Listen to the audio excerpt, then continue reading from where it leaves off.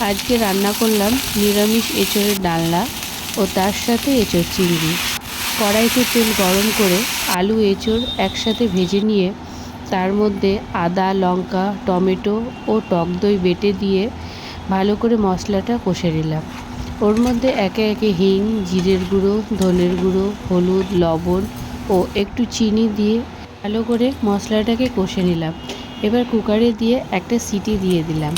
আর একদিকে কড়াইতে চিংড়ি মাছ ভেজে নিয়ে তার সাথে পেঁয়াজ কুচি দিয়ে একসাথে ভেজে নিলাম।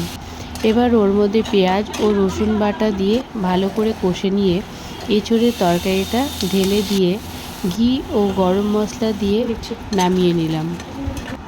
এইভাবে আপনাদের দরকার হলে একসাথে নিরামিষ এবং আমিষ দুটো এঁচোড়ের পদই আপনারা রান্না করতে পারবেন খুবই কম সময়ের মধ্যে।